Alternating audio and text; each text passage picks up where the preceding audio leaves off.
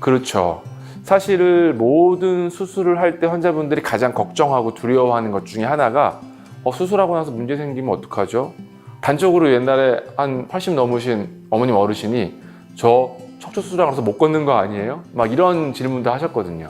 그러니까 수술 후에 생길 수 있는 합병증들에 대해서 걱정하시는 부분들이 분명히 또 있을 거예요. 근데 이건 교과서적으로도 나온 얘기고요. 전체 척추 수술 중에서 어느 수술이든지 합병증이 생길 않을 수는 없습니다. 가장 간단하고 기본적인 수술이라고 하더라도 하다못해 우리가 엉덩이 주사를 맞아도 주사 잘못 놓으면 멍도 들고요. 그 주변에 있는 좌골신경을 건드릴 경우에는 신경손상도 생기는 것처럼 가장 간단한 주사도 그런 문제들이 생기는데요. 수술하게 될 경우에 다 합병증들이 생길 수 있죠. 하지만 대부분 그 빈도는 전체 수술에 비해서 극히 적은 빈도에 해당하고요. 또 어느 정도 숙련된 의사 선생님들, 또 수술 경험이 있는 분들이라고 하면 사실 그런 합병증들이 생기는 빈도는 정말 걱정하거나 두려워할 만한 정도의 빈도는 정말 아니라는 생각들을 하게 됩니다. 가장 기본적인 수술인 디스크 경우에 있어서도요. 쭉 논문들을 유의해 보면 물론 합병증의 종류에 따라 다르긴 하겠지만 대개 그 빈도는 많아야 3% 내지 5% 정도고요. 중요한 건 저는 항상 또 이렇게 말씀을 드립니다. 합병증들이 생겼을 때에 합병증들이 생긴 게 중요하지 않고요.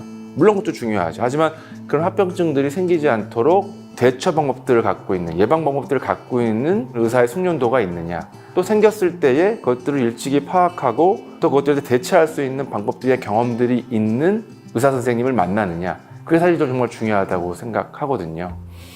수술 중에서 사실 내시경 수술에 대해서 말씀을 드리자면 기존의 논문들 가운데에서는 오히려 내시경 수술들이 합병증들이 많이 생길 수 있다고도 보고가 된 적들이 정말 있었습니다. 왜냐하면 저도 내시경 수술을 많이 해봤지만 일반 수술보다는 상당히 경험이 더 많이 필요하고요. 어느 정도 숙련도에 이르기까지는 케이스 수술도 더 많아야 되고요.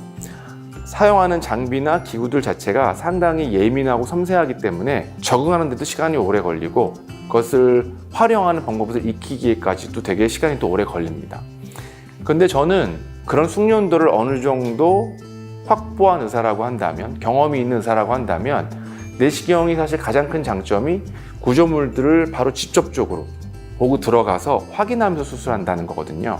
그래서 오히려 확대된 그런 시야 내에서 수술을 조금 더 섬세하게 할 수 있다는 그런 장점이 있는 수술이기 때문에 어떻게 보면 재수술도 그렇고요. 신경을 견인한다든지 또 디스크를 제거하는 부분에 있어서도 예민하게 섬세하게 할 수 있는 수술이라서 저는 합병증을 더 오히려 줄일 수 있는 수술이라고 생각을 하거든요. 그렇기 때문에 어느 정도 경험이 있는 사람이라고 한다면, 선생님이라고 한다면 합병증들을 걱정하지 않고 맡기셔도 된다 생각하고요. 오히려 내시경 수술이 합병증들을 더 줄일 수 있는 방법이 될 수도 있다고 저는 생각을 합니다.